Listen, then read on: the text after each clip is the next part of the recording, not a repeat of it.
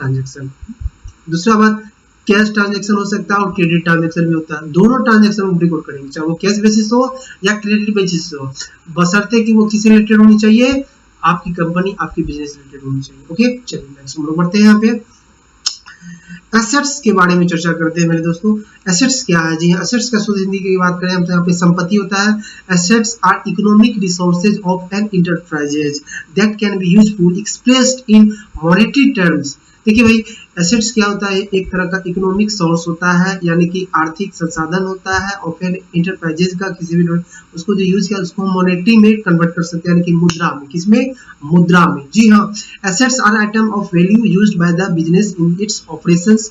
For example, super Bazaar owns a fleet of the trucks which is used by the it's for the delivery foodstuffs. The trucks thus provide economic benefit to the enterprises. Thus, the item will be shown on the asset side of the balance sheet of Superbazar. Assets can be broadly classified into two types: current assets and non-current assets. That means fixed asset. देखिए यहाँ पे assets का मतलब हो गया कि जो भी बिजनेस है, कंपनी है, उनके पास ऐसी संपत्तियां जिसको मुद्रा में कन्वर्ट कर सके, और वो फिक्स नेचर का हो, जिसका वैलिडिटी 1 साल से ज्यादा हो, यानी कि जो 1 साल से ज्यादा जिससे बेनिफिट मिलेगा। जैसे कि एक यहाँ पे सुपर बाजार का एग्जांपल लिया गया, उनके पास एक ट्रक है, वो क्या करता है, उनका जो भी गुड्स होते हैं उसको लाने में मतलब लाने में वो काम करता है, यानी कि वो सुपर बाजार के लिए वो वर्क करता है। ट्रक उनके पास, तो ट्रक क्या हो गया? ट्रक तो ऐसा नहीं कि वो सिर्फ ट्रक 1 साल से ज्यादा टिकेगा, 2 साल, 5 साल, 10 साल, 20 साल भी जा सकता है।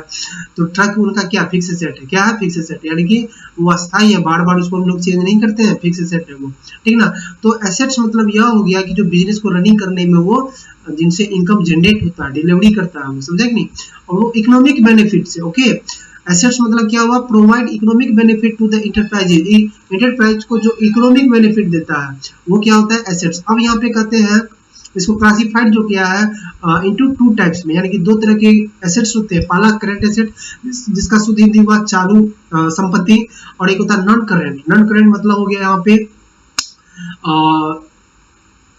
फिक्स संपत्ति, यानी कि फिक्स एसेट। नॉन करंट मतलब जो करंट नहीं है, फिक्स संपत्ति होता है यहाँ पे।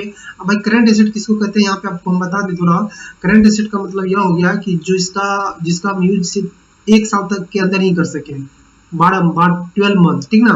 अगर हम 12 मंथ तक ही एक ही फाइनेंशियल ईयर तक उसका यूज कर पाएंगे, और अगला फाइनेंशियल उसका कोई यूज नहीं होगा, उसके बदले हमको दूसरा परचेज करना होगा, तो वैसे एसेट्स मेरा क्या कहलाते हैं? Current asset. करंट मतलब जो सिर्फ 1 साल, जिसका वैलिडिटी एक ही फाइनेंशियल ईयर के अंतर्गत हो। और दूसरा आता है नॉन करंट, यानी कि फिक्स एसेट। देखिए भाई, यहाँ पे करंट एसेट का हम थोड़ा बहुत यहाँ पे एग्जांपल आप लोगों को बताते हैं, जैसे कि cash at bank, cash in and cash at bank, ये आपका करंट एसेट्स है। और डेटर्स, सन्डी डेटर यानी कि देनदार।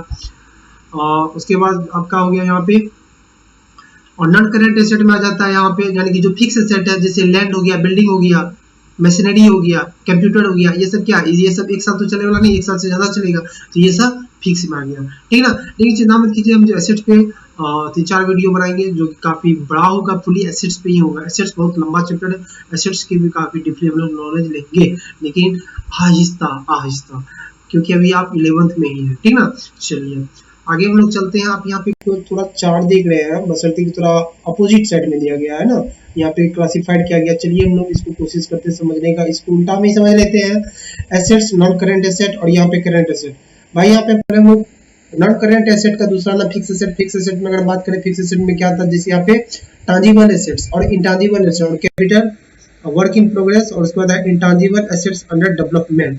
तो यहाँ पे आप देख सकते हैं फिक्स एसेट का मतलब होता है टांजिबल। टांजिबल एसेट उसको कहते हैं जिसको हम लोग देख सकते हैं, छू सकते हैं। जैसे ये लैपटॉप है, लैपटॉप को देखिए, हम इसको छूते हैं, तो ये क्या हुआ? टांजिबल एसेट। और एक होता है इंटांजिबल एसेट। इंटांजिबल एसेट मतलब होता है जो दिखता नहीं है लेकिन फिर भी है, जैसे गुडविल।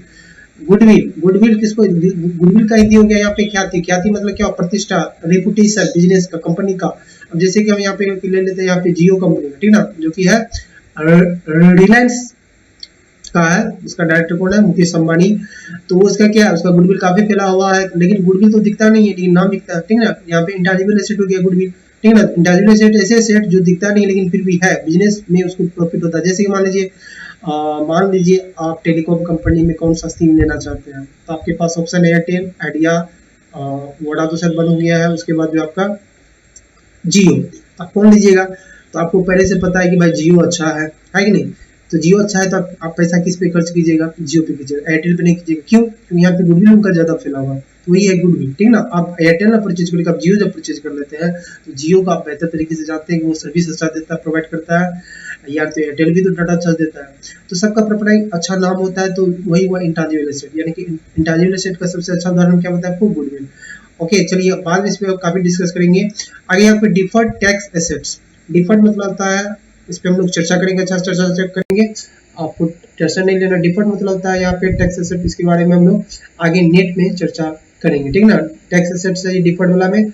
आगे यहाँ पे long term loan and advance, long term मतलब होता है यहाँ पे कंपनी में अगर वो एडवांस ले लेता है लोन, तो वो भी उसको तत्काल हम लोग फिक्स में ही मानते हैं एसेट्स में, लेकिन इस पे हम लोग बाद में चर्चा करेंगे, आप लोग टेंशन मत लीजिए। करंट एसेट में देख लीजिए, यहाँ पे करंट एसेट में बात करें, करंट इन्वेस्टमेंट, और यहाँ पे इन्वेंट्रीज और ट्रेड रिसीवेबल यानी कि व्यापारिक प्राप्तियां, कैश एंड कैश इक्विवेलेंट, और शॉर्ट टर्म में लोन एंड एडवांस और other current asset. Other current asset में यहाँ पे बैंक हो जाएगा, डेटर हो जाएगा, ये सारी चीजें है।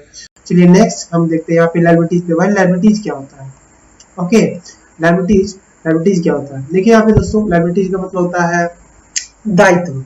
लायबिलिटीज आर ऑब्लिगेशंस और डेब्ट दैट एन एंटरप्राइजेस, आप यहाँ पे देख पा रहे हैं दोस्तों, liabilities are obligations or debt that an enterprise has to pay at some time in a future. They represent creditors claims on the firm's assets both the small। देखिए भाई, सीधा आप हमको आसान शब्दों में बता देते हैं कि लायबिलिटीज का मतलब हो गया कि बिजनेस को रनिंग करने के लिए जो भी इसमें इन्वेस्ट किए जाते हैं, बिजनेस को चलाने के लिए फर्स्ट बार जो जैसे कि कैपिटल लगाया जाता है, कैपिटल के बाद जो है इसमें जैसे कि बिजनेस का एक तरह का जो पेमेंट करना आपको, ठीक ना। अगर बिजनेस जैसे कंपनी चला रहे हैं, कंपनियां स्टार्ट किए हैं, बिजनेस स्टार्ट किए हैं, तो आप पूंजी लगाए कैपिटल, वो भी लायबिलिटी में आएगा, ठीक है। उसके बाद क्या आता है आपका कि लायबिलिटीज में कि आप जितना रुपया फंसाए हैं बिजनेस में, ठीक ना, जो फंसाए हैं रुपया, उसको आपको एक साल के अंदर अगर पेमेंट करना है तो वो करंट लायबिलिटीज होगा। अगर ऐसा खर्च जो जिसको आपको एक साल के बाद, 3 साल पे, 4 साल पे, 5 साल पे, 10 साल पे पेमेंट करना है, तो वो आपका फिक्स लायबिलिटीज हो जाता है, ठीक ना। तो ये जो है स्मॉल और बिग बिजनेस के लिए जो नेसेसरी हो जाता है, जैसे borrowing money at the one time of the others and to the purchase goods in the credit वगैरह। मान लीजिए आपका कोई कंपनी है कि नहीं, आप क्या किए, आपको तत्काल मनी नहीं था, आप ज्यादा परचेज उधार पे ले ली किसी से, जिससे आप उधार खरीदे हैं, तो उसको तो पेमेंट करना ही आजकल, तो वो आपके लिए जितना का, मान लीजिए आप 10 लाख का आप सामान खरीदे हैं, 10 लाख का परचेज किए हैं, तो 10 दिन के बाद आप पेमेंट कीजिएगा, तो वो 10 दिन के लिए आपका वो लायबिलिटीज होगा, तो वो क्रेडिटर्स हुआ। क्या हुआ? क्रेडिटर्स। हम डेटर और क्रेडिटर्स इसको कहते हैं, इस पे हम लोग डिस्कस करेंगे बाद में। फिलहाल आप यह समझिए कि यहाँ पे क्या आता है, लायबिलिटीज का मतलब यह हो जाता है कि कंपनी या बिजनेस में जो भी है, जो एक भार है उन पे, आज न कल उसको चुकाना है, तो उनका लायबिलिटीज होगा। तो लायबिलिटीज में भी आ जाता है यहाँ पे नॉन करेंट लायबिलिटीज और करेंट लायबिलिटीज। नॉन करेंट में आ जाता है लॉन्ग टर्म बोरोविंग, और आता है डिफर्ड टैक्स लायबिलिटीज, और अदर लॉन्ग टर्म लायबिलिटीज और लॉन्ग टर्म लायबिलिटीज। और करंट लायबिलिटी में आता है शॉर्ट टर्म बोरोविंग और ट्रेड पेबल्स और अदर। करंट लायबिलिटीज में आ जाता है आपके शॉर्ट टर्म। देखिए यहाँ पे हमें आपको बता दें, करंट लायबिलिटीज में होता है सन्डी क्रेडिटर्स होता है, बिल्स पेबल होता है, और नॉन करंट लायबिलिटीज में क्या आ जाता है यहाँ पे other long term liability, long term provision, ठीक ना। तो ये सब आते हैं। चलिए हम लोग आगे बढ़ते हैं। आगे में आपका कैपिटल। कैपिटल किसको कहते हैं भाई?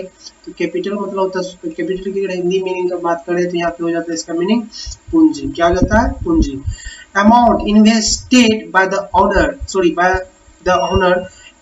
इन the firm as known as capital. यानी कि जो बिजनेस ओनर है वो अगर अपना बिजनेस को स्टार्टिंग करने में जो इन्वेस्ट करता है, जो वो पूंजी कहलाता है। यानी कि मान लीजिए अगर हम यहाँ बिजनेस आज स्टार्ट करेंगे, 10 लाख रुपया फंसाएंगे, मान लीजिए मेडिकल का बिजनेस स्टार्ट करने जा रहे हैं, तो 20 लाख का उसमें इन्वेस्ट करके मेडिसिन मंगवाए, जो भी चीज की, तो मेरा क्या हुआ? पूंजी, ठीक ना। वो फर्म के लिए क्या कहलाएगा?